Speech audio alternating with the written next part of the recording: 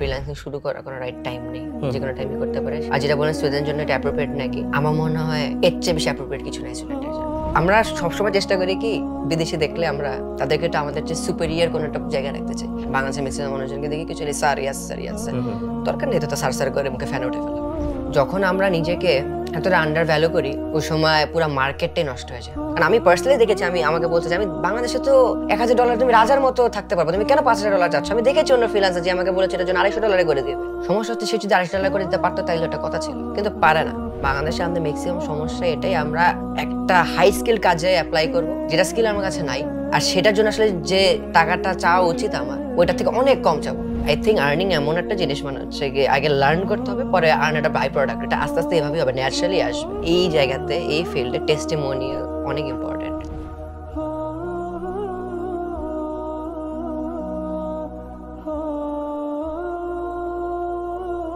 প্রিয় দর্শক, আসসালামু আলাইকুম, স্বাগত জানাচ্ছি গল্পগ্রাফির নতুন পর্বে।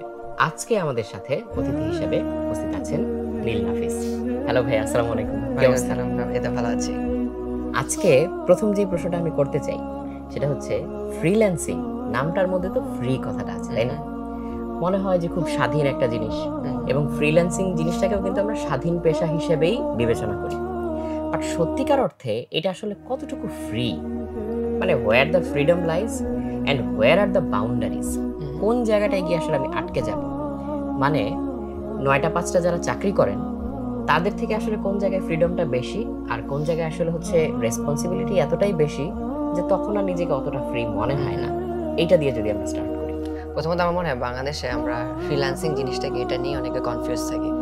আমরা মনে করি ফ্রিল্যান্সিং কোনো কাজ, যেমন web developer, video editor, freelancing এ মনে হয় একটা কাজ। ফ্রিল্যান্সার যে আসলে মুক্ত পেশা, এই জিনিসটা অনেকে বুঝে না যে ফুল টাইম জব আর ফ্রিল্যান্সিং এর ডিফারেন্সটা কি। এইটাই আজকে আমরা দর্শকদের জন্য একদম ডিটেইল আমি একদম ডিটেইল সবচেয়ে বেশি যে এক্সাম্পলটা দেই, আমার বাসায় একজন বুয়া আসে প্রত্যেকদিন, সে হচ্ছে আমার ফুল টাইম এমপ্লয়ি। আর একজন বুয়া আসে, সে খালি বার্থডেতে হোক বা স্পেশাল অকেশন, ঈদের আগে আসে, সে হচ্ছে কি ফ্রিল্যান্সার বুয়া।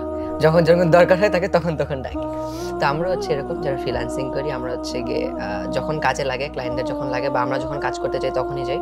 কোনো বস নেই, কেউ নেই, তারা হচ্ছে গিয়ে কাস্টমার, ক্লায়েন্ট বা কাস্টমার, এই হচ্ছে গিয়ে মোটামুটি ফ্রিল্যান্সিং। আর যেটা আপনি বললেন যে আসলে 9 to 5 এর সাথে ডিফারেন্সটা কি, আমরা সচরাচর যেটা বলি আমাদের ফ্রিল্যান্সিং যারা করে, যেহেতু 99% অফ দ্য টাইম আমরা এখন যে যুগে ফ্রিল্যান্সিং এর কথা বলি সবাই রিমোট জবই করে, তার মানে তাদের লোকেশন ফ্রিডমটা আছে। আর যদি তারা হাই টিকেট ক্লায়েন্টসদের টাচ করতে পারে, তার মানে যদি তারা বেসিক লেভেল সার্ভিস না দিয়ে অ্যাডভান্স লেভেল সার্ভিস দেয়, তাদের ওই টাকা পয়সা ভালো হবে, তার মানে তারা ফাইন্যান্সিয়াল ফ্রিডমও পেয়ে যাচ্ছে, লোকেশন ফ্রিডমও পেয়ে যাচ্ছে। কিন্তু দেন এগেন যদি একটা ডিসেন্ট অ্যামাউন্টে টাকা কামানো লাগে, আপনি ঘুরতে ঘুরতে ইন্দোনেশিয়া সি বিচের উপর বসে আপনি ফ্রিল্যান্সিং করে টাকা কামাতে পারবেন না। যখন আপনি এটাকে ফ্রিল্যান্সিংটাকে একটা বিজনেসে কনভার্ট করে ফেলবেন, যখন একটা এজেন্সি রূপে নিয়ে যাবেন তখন পারবেন। বাট একা একা যদি ওয়ান ম্যান আর্মি হন, সচরাচর ফ্রিল্যান্সিং যেটাকে বলে, তাহলে আপনি অবশ্যই কক্সবাজারের বিচে বসে করতে পারবেন না। বাট জিনিসটা আসলে করতে পারবেন না কিনা সেটা না, যখন আপনি জানেন যে আপনি বাধ্য না, আপনি চাইলেই যেতে পারবেন, যখন আপনি এটাই আসলে যে আপনার যে রেসপন্সিবিলিটিটা নাই, আপনি যেমন আপনি যান বা না যান, কিন্তু আপনি জানেন যদি যাইতে চান আপনি যাইতে পারবেন, ওই যে ফ্রিডমটা, যে চিন্তার ফ্রিনেস, ওইটাই আসলে আমার কাছে মনে হয় ফ্রিল্যান্সিং একটা ফুল টাইম জবের সবচেয়ে বড় ডিফারেন্স। এই কথাটা খুবই ভালো লাগলো, যে চিন্তার বা চয়েসের যে স্বাধীনতা, যে আচ্ছা আমি কাজ করলে যে কাজটা নিব সেটা আমি ফুল রেসপন্সিবিলিটি দিয়েই করে দিব, বাট আমি চাইলে একটা কাজ, সেটা লুক্রেটিভ হোক বা না হোক, আমার একটা চয়েস আছে যে আমি কাজটা কি নিব নাকি নিব না। সো এটা অনেক বড় একটা ফ্রিডম আসলে, 100%। আচ্ছা, তাহলে ওই যে এজেন্সির কথাটা যেটা আসলো, তাহলে যারা ইন্ডিভিজুয়ালি ফ্রিল্যান্সিং করে সেখান থেকে হচ্ছে একটা এজেন্সি করে অনেকে হচ্ছে তখন আরো কাজ হচ্ছে একটা জায়গায় একটা হাবে আনতে পারে। সো এই জার্নিটা আসলে কেমন, এটা একটা মানুষ কখন গিয়ে করতে পারে বা কোন স্টেজে গিয়ে করতে পারে? এটা আমার কাছে মনে হয়, আমি ওই দিনই শুনছিলাম, মানুষজন শুরুতে নিজের একটা ব্যবসা খুলতে চায়, সেটা সমস্যা। আমার মনে হয় আগে আপনার অন্যের ব্যবসায় কাজ করে শেখা উচিত ক্রাফটটা কি, এরপর আপনার নিজের করা উচিত।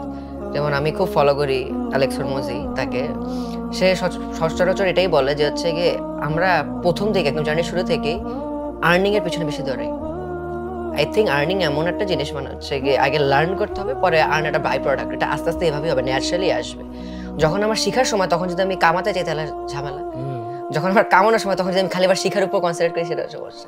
তো একটা প্যারালাল থাকবে, বাট প্রথমে অ্যাটলিস্ট ইনিশিয়াল 1 বছর 2 বছর যেই কাজের জন্য যেরকম 6 মাস হতে পারে, আগে শিখার উপর কনসেন্ট্রেট করা উচিত। তো এজেন্সি রান করার জন্য আগে ইন্ডিভিজুয়ালি কাজ করা উচিত, এরপর হচ্ছে হয়তো অন্য কোনো এজেন্সির সাথে কাজ করা উচিত, কারণ আজকালকার যুগে এজেন্সি খোলার জন্য জাস্ট কোর স্কিলটা থাকলে হবে না, সবচেয়ে ইম্পর্টেন্ট যে স্কিল সেটা হচ্ছে গিয়ে সেলস পারাটা। আর সেলস এমন একটা জিনিস সেটা হচ্ছে গিয়ে প্র্যাকটিস লাগে, আর অনেক XYZ ভ্যারিয়েবলস থাকে জিনিসটা। তো এজেন্সির যে জার্নি আমার মনে হয় যে কারো কেউ যদি শুরু করতে চায় তার আগে কোর স্কিলটা নিজের শেখা উচিত, এরপরে তারা তাদের মতো স্কিলড এমন মানুষ রাখতে পারে। আমি যেটা করি আমার এজেন্সিতে MZ মিডিয়াতে, আমি খোঁজার চেষ্টা করেছি প্রথমে দেখে ভালো ভালো ভিডিও এডিটর কাদের পাওয়া যায়, দেখলাম আসলে পাওয়া যাচ্ছে না। আমার মনে হয় বাংলাদেশে 80% কোম্পানি, মহাজন কি বলে যে হচ্ছে আনএমপ্লয়মেন্ট এত বেশি, কেউ চাকরি পাচ্ছে না। আমার কাছে মনে হয় 80% কোম্পানি আন্ডারস্টাফ, তারা কোয়ালিফাইড মানুষ খুঁজে পায় না। যাদের সাথে আমার কথা সবার একই কথা, কোয়ালিফাইড মানুষ খুঁজে পাচ্ছে না। যেমন আমার এত ইমেল আসে যে যেন তাদের চাকরি দিই, বিশ্বাস করবেন না মানুষ পুরো ইমেলটা সাবজেক্ট লাইনে লিখে দেয়। তারা অনার্স মাস্টার্স সব শেষ করে ফেলছে কিন্তু তারা সাবজেক্ট লাইনে ইমেল লিখে দেয়। তাহলে আমাদের ডিজিটাল লিটারেসি এতটাই কম। তো এজেন্সি শুরু করার আগে আমার কাছে মনে হয় যে শেখা মানে হয়তো সে এটা একটা হ্যাক হিসাবে নিচ্ছে যে আচ্ছা পুরো ইমেল তো পড়বে না, এটলিস্ট সাবজেক্টটা তো আমি পড়তে পারতেছি না ভাই পুরো ইমেল। ইমেলের সাবজেক্ট লাইনে তো আপনার স্পেসিফিক ক্যারেক্টারের পরে পড়া যায় না, আমি পড়তে পারতেছি না সে কি লেখছে। অনেক ইমেলে নাকি হ্যালো ভাই, এইগুলা হচ্ছে কি আমাদের এগুলা শেখা হচ্ছে। প্লাস হচ্ছে কি যে সেলস এর সাথে এজেন্সি রান করার সময় আরো অনেক কিছু আছে, মানুষজন ম্যানেজমেন্ট করা, পিপল স্কিল যেটা অনেক। আর যেটা আমি বলছিলাম যে আমার এজেন্সিতে আমি চেষ্টা করেছি ভালো ভিডিও এডিট করতে পারে এমন মানুষজন খোঁজার, হয়তো বা ওরকম পাইনি। যারা পেয়েছি তাদের সাথে হয়তো আমার কন্ডিশন মিলছে না, তারা হয়তো বা ভালো কাজ করতে পারে, তাদের এরকম লয়াল না। এবার আমি মেনে নিছি আসলে সম্ভব না পাওয়া। আমার যদি 10 জন লাগে হয়তো আমি হাইয়েস্ট গেলে 1 জন বা 2 জন এরকম পেতে পারি।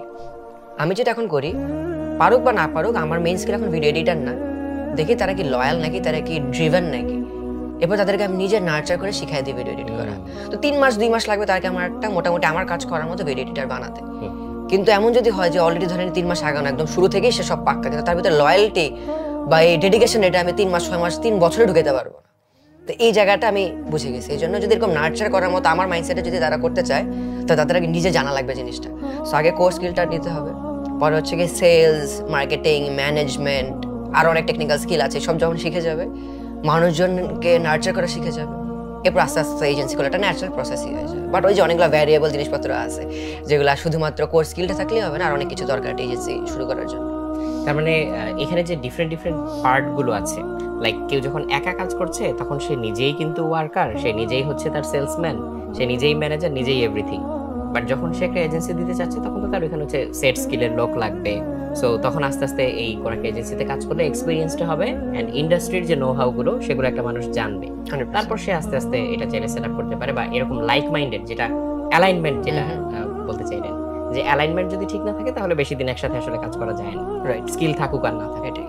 সো সেই অ্যালাইনমেন্টটা খুঁজে পেলে তখন হচ্ছে সেখান থেকে সামনের দিকে আগে। এটা আমি আবার ওই দিন আমি মনে হয় আয়মান সাদিক ভাইয়ের একটা পডকাস্ট দেখছিলাম, ভাইও বলে যে ভাইয়াদের যতটুকু আমার মনে পড়ে তাদের 10 মিনিট স্কুলের এত বড় একটা গ্রোথের কারণ হচ্ছে ভাই আস্তে আস্তে বুঝে গেছে এখন আমার ডেলিগেট করার সময় হয়ে গেছে। তো অনেকে যারা এজেন্সি খুলতে চায়, আমি এখনো মনে করি আমার এজেন্সিতে যারা আছে তাদের থেকে হয়তো আমি ভালো করতে পারতাম, পারফেক্ট হবে না, আস্তে আস্তে তারা আপনার চেয়ে বেটার হয়ে যাবে, নো ডাউট। বাট ইনিশিয়ালি সবাই চেষ্টা করে আমি সব করবো, আমি ক্লায়েন্ট আনবো, আমি এডিট করবো, আমি চেক করবো, ওই পারফেকশনিস্ট হয়ে গেলে ঝামেলাটা ডুয়েল এজ সোর্ড আর কি। পারফেকশনিস্টের কিছু লাভও আছে কিন্তু লসও আছে। আমি যদি নিজে যদি সিইও হই বা যদি আমি একটা কোম্পানি চালাতে হয়, আমি যদি একদম গ্রাউন্ড লেভেলের কাজ আমি করি তাহলে গ্রোথটা স্ট্যাটিক হয়ে যায়, উপরে ওঠে। আমি দেখেছি যখন আমি বেশি ব্যস্ত হয়ে যাই তখন দেখি আর গ্রোথ হচ্ছে না, এবার বলি না আরেকজনকে হায়ার করা লাগবে, আমার প্রেশার কমাতে হবে। যখন থেকে আমি ফ্রি, এরপর না, এখন আবার আমার টাইম আছে ভাবার জন্য যেটা বড় কিভাবে করবো। রাইট, এই ডেলিগেশনটা কিন্তু খুবই ইম্পর্টেন্ট, এটা আসলে অনেকে মিস করে যায়। এবং বিশেষ করে যারা হচ্ছে পারফর্মার, নিজেরা হচ্ছে স্কিলড, তাদের মধ্যে হচ্ছে এই ডিলিউশনটা বেশি কাজ করে টু সাম এক্সটেন্ট। যাচ্ছে ওরা এত সময় লাগে কারণ আমি নিজেই তো এর চেয়ে কম সময় করতে পারি, এটাই। বাট আমি নিজে তো আসলে সব কাজ করতে পারবো না। এখান থেকে আরেকটা জিনিস মাথায় আসলো যে বিভিন্ন ধরনের ক্লায়েন্টকে যখন হচ্ছে হ্যান্ডেল করতে হয়, সো এখানে দুইটা পার্ট। একটা হচ্ছে যে রাইট ক্লায়েন্ট চুজ করার ব্যাপারটা, সো এইটার মেট্রিকগুলো কি কি, বিকজ এখানে অনেকে হচ্ছে ভুল করে। সেকেন্ড পার্টটা হচ্ছে ওই ক্লায়েন্টের সাথে নিজের কাজের যে ভ্যালুটা সেট করা, যে বারটা সেট করা, এই দুইটা হচ্ছে ইম্পর্টেন্ট দুইটা স্টেপ। সো এইটা কিভাবে হ্যান্ডেল করতে হয়, বিশেষ করে যদি আমি ফ্রিল্যান্সিং এর জগতে বলি? জি ভাই, ফার্স্ট যেটা কোয়েশ্চেনটা করলেন রাইট ক্লায়েন্ট খোঁজা, আমার মনে হয় আমাদের ইন্ডাস্ট্রিতে এটা সবচেয়ে বেশি ইম্পর্টেন্ট, কারণ যেহেতু ম্যাক্সিমাম মানুষ যেহেতু পুরোটা অনলাইনে পুরোটা ট্র্যাক থেকে যায়, ভালো হোক খারাপ রিভিউ হোক থেকে যায়, আর ম্যাক্সিমাম ফ্রিল্যান্সার যেহেতু আপওয়ার্ক, ফাইবার মার্কেট প্লেসে কাজ করে, একটা খারাপ ক্লায়েন্ট যদি চলে আসে, একটা নেগেটিভ রিভিউ ইতিহাসটা থেকে যায়। একদম অনেক ইম্পর্টেন্ট রাইট ক্লায়েন্ট চুজ করা। কিছু রেড ফ্ল্যাগস আগে থেকে ক্লায়েন্টের পাওয়া যায়, দেখা লাগে সে আসলে কথাবার্তা কিভাবে বলে, তার প্রোফাইল যদি সে মার্কেট প্লেসে কাজ করে বা কাজ দিয়ে থাকে, তার প্রোফাইলে গেলে দেখা যায় পুরান রিভিউ কি আছে, অন্যান্য ক্লায়েন্টের ফিডব্যাক, অন্যান্য ফ্রিল্যান্সারদের কি ফিডব্যাক, ওগুলো থেকে একটু আশা ভরসা পাওয়া যায়। প্লাস আমি যেটা করি, ম্যাক্সিমাম সময় আমি চেষ্টা করি, এখন পারি না যেহেতু ক্লায়েন্টের নাম্বার বেশি হয়ে গেছে, বাট যদি মান্থলি ক্লায়েন্ট 10-15টা নিচে হয়, কন্ট্রাক্ট শুরু করার আগে চেষ্টা করছি ক্লায়েন্টের সাথে কলে যাওয়া। কলে গেলে আমার কাছে অনেক কিছু বোঝা যায়, তাদের কথাবার্তা শুনে অনেক কিছু বোঝা যায়। অনেক রেড ফ্ল্যাগস থাকে, জাস্ট আমার কাছে চোখখান যদি খোলা রাখে তাহলে বুঝতে পারবে কখন না বলতে হবে, কারণ আমাদের এই অভ্যাসটা না বলতে আমার একটু খারাপ লাগে আমাদের, কিন্তু ঠিক সময় যদি না বলতে না পারা যায়, লং টার্মে এটা অনেক সমস্যা হয়। প্লাস ধরে নিলাম ক্লায়েন্ট নিয়ে নিছে একজন, সে ভালো না, ফর্মুলা একটাই, ক্লায়েন্ট যাই বলবে সেটাই ঠিক। আপনি ভুল করলেও ক্লায়েন্ট ঠিক, ক্লায়েন্ট ভুল করলেও ক্লায়েন্টের ভুল আপনারই ভুল। তো এটা তো ক্লায়েন্টরা হচ্ছে একটা ম্যানিপুলেশন টেকনিক হিসেবেও নিতে পারে, তাই না? কিছু করার নাই, এই জায়গাটাই এমন যে হচ্ছে আপনার যদি ভুল হয়, এই যে বলে না কাস্টমার ইজ গড, ক্লায়েন্টও তো কাস্টমারের মতনই, তো সে যাই করবে আপনার মেনে নিতে হবে যে তারটাই ঠিক আমারটাই ভুল, কারণ এত স্লিপারি স্লোপ এই জায়গাটা, একটু এদিক সেদিক হয়ে গেলে পুরাটা শেষ। আর কোন মানুষ কেমন বোঝাও যায় না, যাদের এটা অনেকটা কপালের উপরেও নির্ভর করে নাকি? 100% কপালের উপর ডিপেন্ড করে, আর এক্সপিরিয়েন্সের সাথে সাথে ক্লায়েন্টের হাই দেখলে বোঝা যাবে যে আসলে কোন ভাবে হাই দিছে, কি হাসি দিয়ে হাই দিছে নাকি সে রাগ হয়ে হাই দিছে। ইনটিউশনটা তখন ইনটিউশনটা, গাট ফিলিংটা কাজ করবে, আর হচ্ছে গিয়ে কথাবার্তা দেখে বুঝতে পারবে, এটা একটা জিনিস। আর প্লাস এটাও যে আসলে আমার কাছে মনে হয় ঠিক ক্লায়েন্ট চুজ করার চেয়ে ইম্পর্টেন্ট হচ্ছে যদি ভুল ক্লায়েন্ট চুজও করে ফেলে তাকে কিভাবে ট্যাকেল করবে। যেমন আমি আমার এটাও তো একটা এক্সপেরিয়েন্স, আমার একটা পার্সোনাল ক্লায়েন্ট ছিল যার সাথে আমরা $200-300 মতো ছোট একটা কাজ করছি। কাজ দেওয়ার পরে সে আমার কাছে মনে হচ্ছে, সে বলছে ওকে ঠিক আছে পেমেন্ট রিলিজ করে দিব, কিন্তু শুনে বুঝতে সেটা স্যাটিসফাইড না। বললাম সমস্যা কি? বললো এই এক ভিডিও দিতে তোমার এত সময় লাগলো। আমি বললাম সে কিন্তু আমাকে ফিডব্যাক দিচ্ছে 4 দিন পরে, তার স্কেজুল এখন আমার নাই, আবার 2 দিন লাগবে এখন ফ্রি হইতে, তো 7 দিন হয়ে গেছে একটা ভিডিও দিতে। কিন্তু আমি বুঝলাম এখন অ্যাট দিস পয়েন্ট আমার $300 চেয়ে আমার একটা রেপুটেশনটা বেটার, রাইট? আমার জন্য আসলে আমি আমাকে যদি ও বলতো $200 দে, আমি তাও দিয়ে দিতাম, কিন্তু আমার 5 স্টারটা থাকুক। তো আমি তাকে বুঝে বলছি যে ঠিক আছে এই সমস্যা আমি কোনোভাবে বেটার করতে পারি নাকি, আমি আবার করে দিতে পারি নাকি, পরের প্রজেক্টে একটা ডিসকাউন্ট দিতে পারি নাকি, সে কোনোভাবেই রাজি হবে। ওরা মিনিস আমার কিচ্ছু করার নেই, দেখে বলতে থাক তোমার আমাকে দেওয়া লাগবে না $300, তুমি আমাকে $5 দাও, কিন্তু আমাকে 5 স্টার রেটিং দিবে। ওর জন্য উইন, আমার জন্য উইন না, কিন্তু দ্যাট ইজ লস না। আমার কাছে অলওয়েজ যেটা মনে হয় এই জায়গাতে এই ফিল্ডে টেস্টিমোনিয়াল অনেক ইম্পর্টেন্ট, রিভিউ অনেক ইম্পর্টেন্ট, আর এখানে ওয়ার্ড অফ মাউথ অনেক ইম্পর্টেন্ট, এখানে রেপুটেশনটা অনেক বেশি ইম্পর্টেন্ট। এই জন্য আমার কাছে মনে মাঝে মাঝে এই জিনিসগুলা যে ভাবা যে এই $300 যে ভ্যালু টাকার দিকে না থাকে, $300টা আমার ব্যবসা লং টার্মে যে ভ্যালুটা আনছে ওটা বেশি ইম্পর্টেন্ট নাকি আমার প্রত্যেকটা 5 স্টার একটা 1 স্টার রিভিউ ওটা বেশি ইম্প্যাক্ট ফেলে। তার মানে এখানে হচ্ছে ইগো ড্রিভেন হওয়া যাবে না, একদমই যাবে না, বরং লেভেল হেডেড কুল হেডেড 100%। কিন্তু এখানে একটা ব্যাপার আছে, আপনার কথা একদম রাইট, ইগো ড্রিভেন হওয়া যাবেই না। অনেক মানুষের দিকে এটা সমস্যা, আবার বেশি নিজেকে আন্ডার ভ্যালু করা যাবে না, যেটা আপনি বলছিলেন। বাংলাদেশের ম্যাক্সিমাম মানুষজনকে দেখি কিছু sir yes sir yes sir, দরকার নেই তো স্যার করে মুখে ফ্যান উঠে ফেলা। আমার কাছে মনে হয় আমরা যেমন আমরা বলি ম্যান, ব্রো, ডুড, আমরা সবসময় চেষ্টা করি কি বিদেশি দেখলে আমরা তাদেরকে একটু আমাদের চেয়ে সুপেরিয়ার কোনো একটা জায়গায় রাখতে চাই। হয়তো বা 200 বছর তারা আমাদের রুল করছে এই কারণে, কিন্তু আমরা সাদা চামড়া দেখলেই আমরা মনে করি তাদের থেকে কোনো এক কারণে আমরা ইনফেরিয়ার, জানি না কি কারণ। কিন্তু যখন আমরা ওই জায়গাটা চলে যেতে পারবো তখন আমার কাছে মনে আপনার যে সেকেন্ড কোয়েশ্চেন ছিল, আমরা নিজেদের স্ট্যান্ডার্ড কিভাবে বুঝবো। আপনি দেখবেন বাংলাদেশের মার্কেট প্লেসে অনেক মানুষ আছে যারা ধরেন আপওয়ার্ক বা ফাইবার মার্কেট প্লেসে তাদের এমনকি $1,00,000 হয়ে গেছে, কিন্তু তাদের আওয়ারলি রেট এখন দেখি $7, $8। এবং এটা কি ওই সেম ইন্ডাস্ট্রিতে, সিমিলার ইন্ডাস্ট্রিতে অন্য যারা কাজ করছে তাদেরকে ইফেক্ট করে না? অনেক বেশি। যখন আমরা নিজেকে এতটা আন্ডার ভ্যালু করি ওই সময় পুরো মার্কেটটাই নষ্ট হয়ে যায়।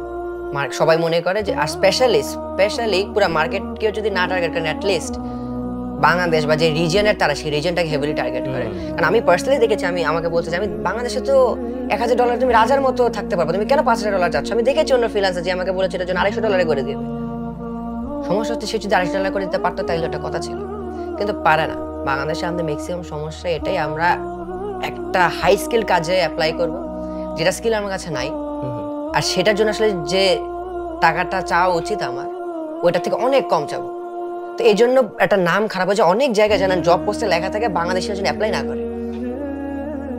এইগুলার কারণে আমরা অনেক পিছিয়ে যাচ্ছি, কিন্তু এটার সলিউশন একটাই, আমাদের মনে হয় কমিউনিটি আমাদের এগিয়ে যেতে হবে, রাইট? আমার কাছে মনে হয় বাংলাদেশের ফ্রিল্যান্সিং কমিউনিটিটা বেশ স্ট্রং, বাট তাও কিছুটা টক্সিসিটি আছে। কিন্তু যদি একটু ভালো, এখন এটা আসলে ব্যাপার, যদি বলি মডারেশনটা করবে কি? অবশ্যই মডারেটর আছে, আমি জানি না তাদেরকে মডারেশন হলে তো ব্যাপারটা আসলে আইরনিক হয়ে গেল, কারণ সবাই তো ফ্রিল্যান্সার। এক্স্যাক্টলি, তো কাকে আমি দিব এই পাওয়ারটা? তো এই জায়গাটাই ঝামেলা এখন। আমি নিজেও জানি না এটা প্রপার সলিউশন কি। আই থিঙ্ক একটা প্রপার হেলদি কমিউনিটি যদি থাকে তাহলে আমরা ওই স্ট্যান্ডার্ডটা বেটার করতে পারবো। স্পেশালি যদি ইন্ডিয়া দেখি, আবার হচ্ছে তারাও আমাদের মতো চিপ প্রোভাইড করে সার্ভিসেস, বাট আমাদের থার্ড ওয়ার্ল্ড কান্ট্রির চিপ অল্টারনেটিভ না হয়ে এখন আই থিঙ্ক ইটস টাইম যেখানে আমরা অ্যাকচুয়াল কোয়ালিটি সার্ভিস দিতে পারবো। ওই সময় আর আমাদের ইউজুয়ালি ফ্রিল্যান্সারদের যখন বাইরে আমাদের তো ওয়েস্টার্ন মানুষজন বেশি হায়ার করে, তারা খুঁজে যে না, যখন আমার একটা ভার্চুয়াল অ্যাসিস্ট্যান্ট লাগবে, ভিডিও এডিটার লাগবে, আমার তো বাজেট নেই, আমি একটা সস্তা দেশ থেকে কাউকে হায়ার করি। অনেকে আছে যাদের আসলে টাকা আছে, তাদের রাইট রিসোর্সেস জানে না, তারা কাকে হায়ার করতে হবে জানে না। কারণ আপওয়ার্কে ধরেন বাঙালিও আছে, আমেরিকানও আছে, তো অনেকে আছে ওই আমেরিকানদেরই হায়ার করতে চায়। তো আমাদের ওই স্ট্যান্ডার্ডে যেতে হবে যেন আমাদের কাজের স্কিলের জন্য আমাদের হায়ার করে, যেন আমরা চিপ অল্টারনেটিভ এর জন্য হায়ার না করে। ওই সময় আমরা $5 থেকে $150 পার আওয়ারে চলে যেতে পারবো। তুই নিজেকে সময়ের সাথে সাথে অ্যাডাপ্ট করে আপস্কিল হওয়া, নিজের স্ট্যান্ডার্ডটা বোঝা, আর সময়ের সাথে সাথে নিজের প্রাইসটা বাড়ানো। আই থিঙ্ক প্রাইস বাড়ানোর জন্য কাজের চেয়ে বেশি কিভাবে আপনি টার্ম করতেছেন জিনিসটা, লিঙ্গটা, এটা বেশি কমিউনিকেশনটা very important, very important. Specially freelancing নিয়ে তো এভরিডে আপনি নতুন একজনের সাথে ইন্টারঅ্যাক্ট করছেন, যেহেতু সেলস আপনার অনেক ভালো লাগবে, ওই সময় আপনার কথা বলতে খুব ভালো করতে হবে, স্পেশালি ইংলিশ। আপনার এমনিতে হচ্ছে দেশি বিদেশি ক্লায়েন্টের হচ্ছে রেশিওটা কেমন? 100:0। দেশি 0, 100 হচ্ছে বিদেশি। এটার পার্টিকুলার কোনো রিজন? কারণ আপনি যদি ভাবেন, ধরেন আপনার ভিডিও যদি আমি এডিট করি, আপনি আমাকে একটা ভিডিও এডিট করার জন্য 20,000 টাকা দিবেন না, কারণ আপনার জন্য আপনার ROI নেই এত, আপনি ভিডিওতে 20,000 টাকা কামাতে পারবেন না, ধরে নিলাম আর কি। বাইরের যে তারা, আপনি যদি খালি ইউটিউবেও দেখেন, ইউটিউবে অ্যাডসেন্স ওদেরটা বাংলাদেশ থেকে অনেক বেশি, ওরা অনেক বেশি টাকা পাচ্ছে। সো ওইখানের মানুষজন, কারণ আমাদের লিভিং স্ট্যান্ডার্ডই দেখেন না, ওদের জন্য $200 অনেক টাকা না, টাকা অবশ্যই, কিন্তু বাংলাদেশে আমাদের জন্য 20,000 টাকা যত টাকা অত টাকা না। তো যেহেতু আমরা বাংলাদেশ থেকে ওদের চিপ অল্টারনেটিভের টাকাটা নিলাম, আমাদের লিভিং স্ট্যান্ডার্ড অনুযায়ী ইটস অ্যাপ্রোপ্রিয়েট, এর জন্য বাংলাদেশ থেকে ওদের সাথে কাজ করাটা অ্যাপ্রোপ্রিয়েট। কারণ আপনাকে আমি জিনিসটা আর একটু ভেঙে যদি বলি, বাংলাদেশ থেকে মানুষ সৌদি আরবে মাটি কাটতে কেন যায়? কারণ ওইখানে ধরেন 70,000 টাকা দিয়ে মাটি কাটলে, বাংলাদেশে মাটি না কেটে সৌদি আরব কেন মাটি কাটে? হ্যাঁ, 70,000 টাকা দেয়, বাংলাদেশে 15,000 টাকা দেয়। আমি কি করি, আমি বাংলাদেশে বসে অনলাইনে বিদেশে মাটি কাটি, সেম কনসেপ্ট। সৌদি আরবে কিন্তু তার থাকলে সৌদি আরবের টাকা দেওয়া লাগে, তারপর থাকতেছে বাংলাদেশে, খরচ আমার বাংলাদেশে, তো টাকা পাচ্ছি আমি আমেরিকার লাইফ স্ট্যান্ডার্ডে। যদি চিপারও পাই, তারপরে দেখেন আমেরিকার যে একদম সবচেয়ে লোয়েস্ট পেইং ওয়েজ, মানে সেটা হচ্ছে $15 পার আওয়ার। তো আপনি হিসাব করেন যদি দিনে 10 ঘন্টা কাজ করে $150, 15,000 টাকার মতো, তো এটা 3 লাখ টাকার উপরে চলে যায় মাসে। লোয়েস্ট পেইং জব বাংলাদেশে, একদম টপ 1% মাসে 3 লাখ টাকা কামায় না। তো ওইভাবে যদি বাংলাদেশের লিভিং স্ট্যান্ডার্ডের মধ্যে দেশের লোয়েস্ট পেইং জবও পাই, ইটস উইন উইন, রাইট?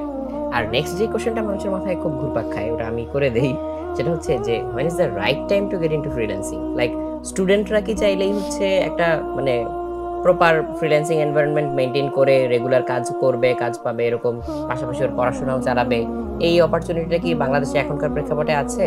নাকি হচ্ছে যারা অলরেডি একটা জব করছে, হ্যাঁ, একটা ডে জব করছে, তারপর সে হচ্ছে এখানে আসতে পারে, নাকি হচ্ছে তাকে এই দুইটাই স্যাক্রিফাইস করে হচ্ছে এখানে আসতে হবে যদি একটা সার্টেন লেভেল পর্যন্ত যেতে চায়?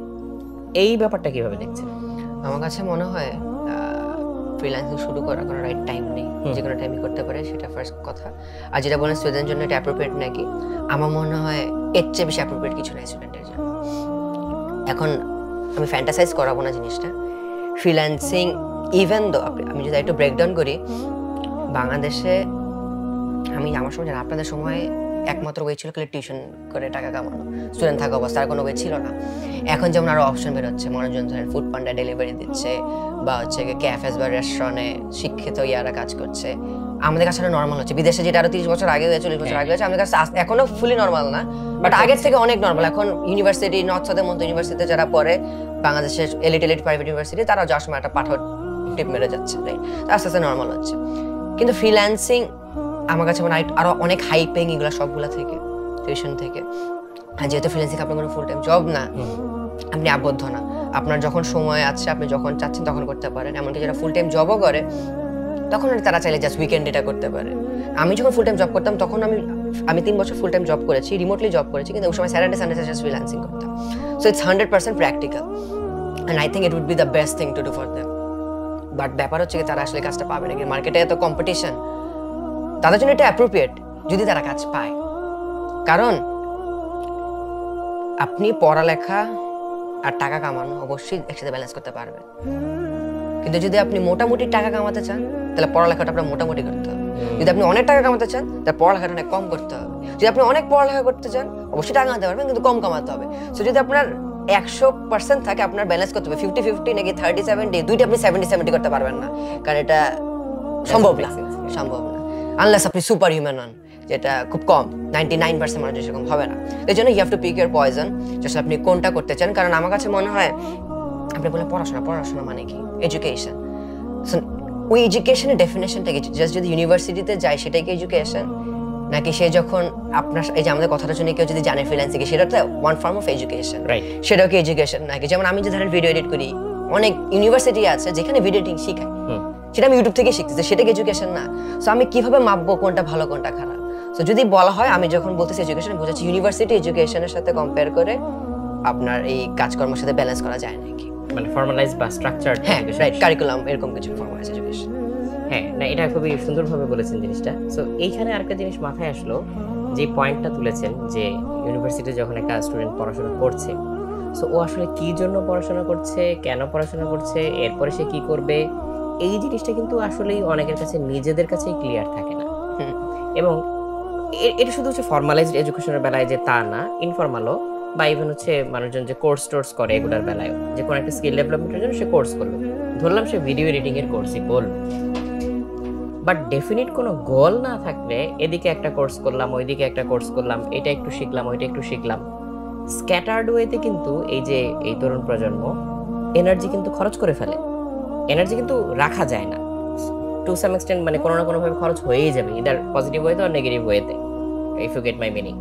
সো খরচ কিন্তু হয়েই যাবে, বাট অনেকে সেটাকে স্ক্যাটার্ড ওয়েতে খরচ করে ফেলে, কোনো নির্দিষ্ট থেকে কিন্তু আগাতে পারে না, ওর কিন্তু কোনো প্রোগ্রেস হয় না। সো এই জায়গাটায় আসলে হচ্ছে ডিসিশন মেকিং এর জন্য কিভাবে চিন্তা করা উচিত, what are the pointers? I think আমরা হোমওয়ার্কটা ভাগে করি না। প্রথমে যেটা বললেন ইউনিভার্সিটিতে পড়ছে কি সাবজেক্ট পড়ছে সেটাও জানে না। আসলে আমরা ওই একটা কেউ যদি আমাদের একটা অ্যান্সার বলে দেয় আমরা সেটাই ফলো করতে চাই ভেড়ার মতো। তো আমরা জানি যে হচ্ছে গিয়ে আমরা স্কুলে ঢুকবো, কলেজে ঢুকবো, ইউনিভার্সিটি শেষ করবো, হয়তো বিসিএস ক্যাডার হবো, একটা কোম্পানিতে ঢুকবো, চাকরি করবো, বিয়ে করবো, বাচ্চা হবো, দি এন্ড আমার বাচ্চাকে সেম কাজ করাবো, রাইট? আমরা আসলে জানি না কেন করতেছি, পারপোজটা কি ভাই? সুখী হওয়া, শিক্ষিত হওয়া। সুখী হতে হয়তো বা কিছু মানুষের টাকা লাগে, কিছু মানুষের টাকা নাও লাগতে পারে। সুখের তো অনেক ডেফিনেশন আছে। তো টাকা কামানোর জন্য অনেকজন হয়তো একটা চাকরি দরকার বা ব্যবসা দরকার, সেটার জন্য তারা ইউনিভার্সিটিতে যাচ্ছে যেন তাদের ডিগ্রিটা পাওয়া যায়। প্রথম কথা বা শিক্ষিত, তার টার্গেট দুইটা, একটা সুখী হওয়া, একটা শিক্ষিত হওয়া। তো শিক্ষিত হতে সবসময় যে ইউনিভার্সিটি লাগবে তা কিন্তু না। শিক্ষা যেটা মাত্র বললাম, অনেকভাবে অনেক ফর্ম আসতে পারে। অনেকে ধর্মীয়ভাবে শিক্ষা দিয়েও তারা ভালো মানুষ হতে পারে, অনেকে হচ্ছে গিয়ে নজরুলের মতো যারা অন্য জায়গা থেকে প্রকৃতি থেকে তারা শিক্ষা নিয়ে করেছে, এরকম হতে পারে। আর যেটা বললেন ব্যবসা করার জন্য, আবার আমি যেমন যে কাজটা করি আমার ইন্ডাস্ট্রিতে, এটা করার জন্য ইউনিভার্সিটিতে যাওয়া লাগে না, যেতে পারে না গেলেও হয়। কিন্তু আমরা যে জিনিসটা হোমওয়ার্কটা করতে চাই না, কোন দিকে আমার কেন লাগবে, কি লাগবে, আমরা একটা বক্স আটকে গেছি, আমরা গোল এটাতে ঘুরি। এটা একটা প্রথম জিনিস। আর সেকেন্ড জিনিস যেটা বললেন যে যদি অ্যাটলিস্ট একটা এন্ড গোল থাকে, আমি যদি এদিক সেদিক ঘুরে ফিরেও যে অ্যাটলিস্ট যেতে তো পারবো।